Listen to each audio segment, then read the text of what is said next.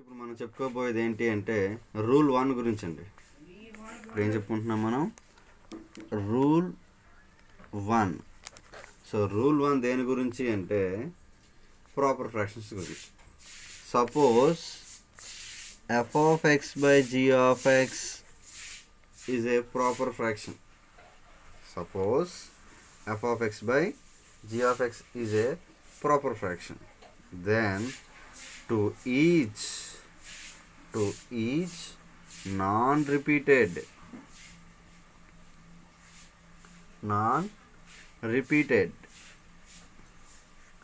factor, to each non-repeated factor ax plus b of g of x, to each non-repeated factor ax plus b of g of x, there will be a partial fraction. There will be a partial fraction is of the form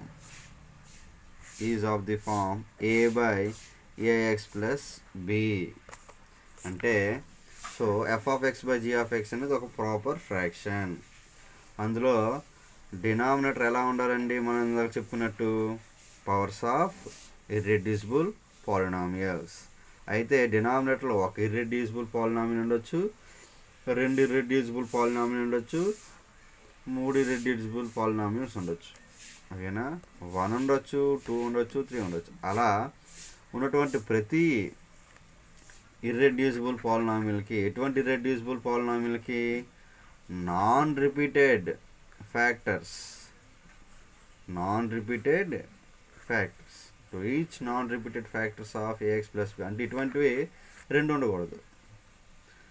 so 2 ఉండకూడదు, ఎన్నైనా ఉండొచ్చు. డినామినేటర్లో same ఒకేలాంటివి 2 ఉండకూడదు.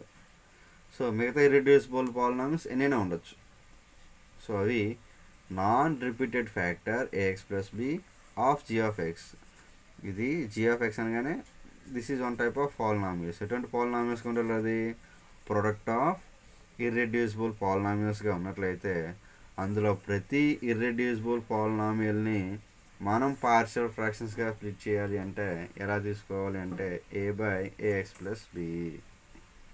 Suppose f of x by g of x is a proper fraction. అందులో denominators ఎలా ఉన్నాయండి? Product of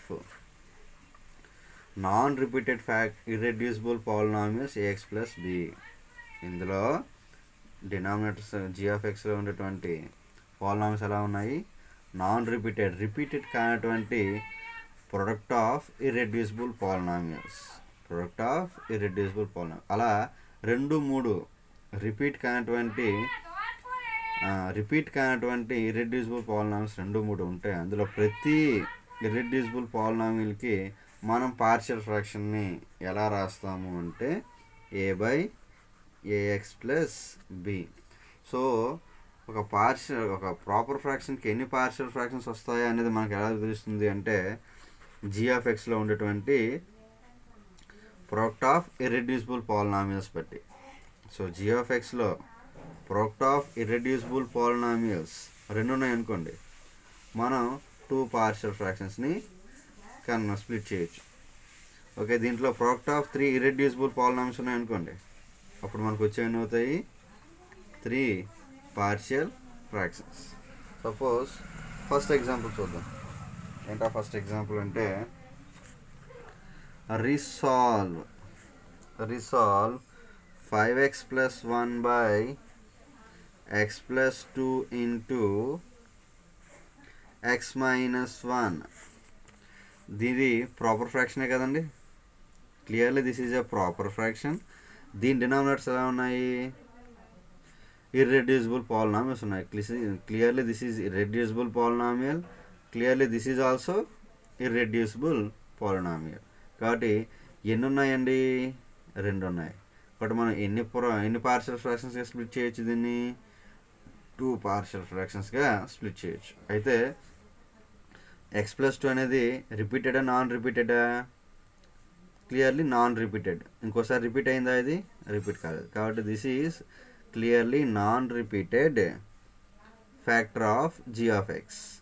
కాబట్టి దీని యొక్క పార్షియల్ ఫ్రాక్షన్ మనం ఎలా రాస్తాం, ఏ బై ఎక్స్ ప్లస్ 2.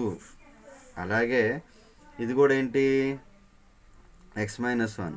ఇది మళ్ళీ ఎక్కడైనా రిపీట్ అయిందా, రిపీట్ కాలేదు. కాబట్టి this is non repeated factor. కాబట్టి దీనికి పార్షియల్ ఫ్రాక్షన్ మనం రాయొచ్చు plus b by x minus 1. అంటే ఒక ప్రాపర్ ఫ్రాక్షన్ మనం ఏం చేసాం, 2 ప్రాపర్ ఫ్రాక్షన్స్గా రాసుకున్నాం. అయితే ఇక్కడ మనం ఏ కామా బి వాల్యూస్ని ఫైండ్ అవుట్ చేసామనుకోండి, మన ప్రాబ్లం అయిపోయినట్టే. మరి ఏ కామా బి వాల్యూస్ని ఎలా ఫైండ్ అవుట్ చేయగలం మనం అంటే, ఫస్ట్ ప్రాపర్ ఫ్రాక్షన్ని ముందు పార్షియల్ ఫ్రాక్షన్స్కి ఎలా స్ప్లిట్ చేస్తారో తెలుసుకోవాలి. ఇక్కడ క్లియర్లీ డినామినేటర్స్లో ఎలా ఉన్నాయి, it is a non repeated irreducible polynomials. Repeat కానటువంటి ఇర్రెడ్యూసిబుల్ పాలినామియల్స్. కాబట్టి రిపీట్ కాని ప్రతి ఇర్రెడ్యూసిబుల్ పాలినామియల్కి పార్షియల్ ఫ్రాక్షన్ ఎలా రాస్తామంటే like this, a by x plus 2. ఇది రిపీట్ కాలేదు కాబట్టి దీనికి రాస్తాం plus b by x minus 1. ఇప్పుడు ఏ కామా బి వాల్యూస్ని ఫైండ్ అవుట్ చేసేస్తే మనకి దీన్ని పార్షియల్ ఫ్రాక్షన్స్గా స్ప్లిట్ అయిపోయినట్టే. మరి ఏ కామా బి వాల్యూస్ని ఎలా ఫైండ్ అవుట్ చేస్తాం, సో దీనికి ఎల్సిఎం ఫైండ్ అవుట్ చేయండి. సో ఎక్స్ ప్లస్ 2కి ఎక్స్ మైనస్ 1కి ఎల్సిఎం ఏమవుతుంది, x plus 2 into x minus 1. ఇది ఎల్సిఎం. ఎక్స్ ప్లస్ 2కి ఎక్స్ మైనస్ 1కి ఎల్సిఎం ఏమవుతుంది, x plus 2 into x minus 1. ఇప్పుడు ఎల్సిఎంతో మల్టిప్లై చేస్తే A into x minus 1 plus B into x plus 2.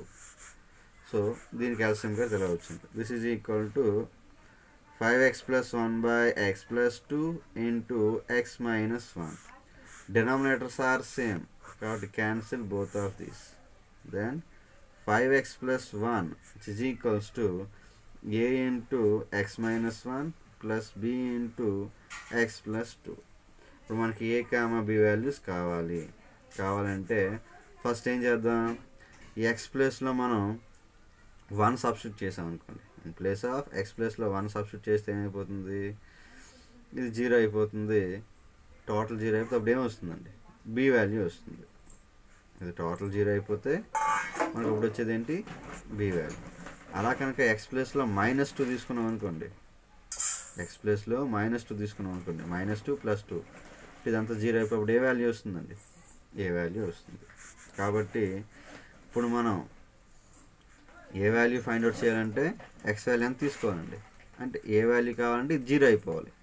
ఈ 0 అయిపోవాలంటే ఎక్స్ వాల్యూ ఎంత తీసుకోవాలి, -2 తీసుకోవాలి. కాబట్టి put x equals to -2 in above equation, లేదా దీని ఈక్వేషన్ 1 అండి, అబోవ్ ఈక్వేషన్ 1.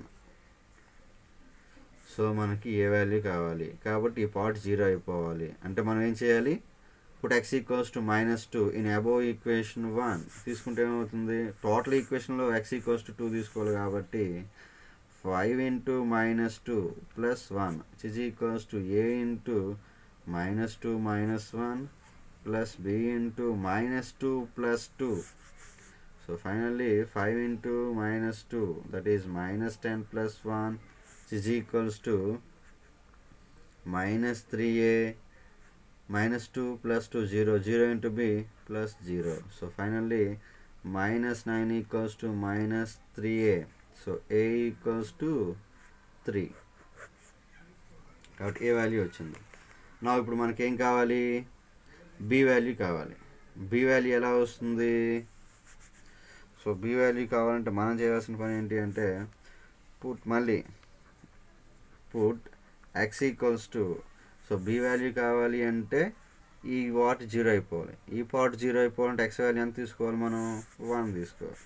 కాబట్టి put x equals to 1 in above equation 1. Put x equals to 1 in above equation 1. We get మనకేం వస్తుంది అప్పుడు 5 into 1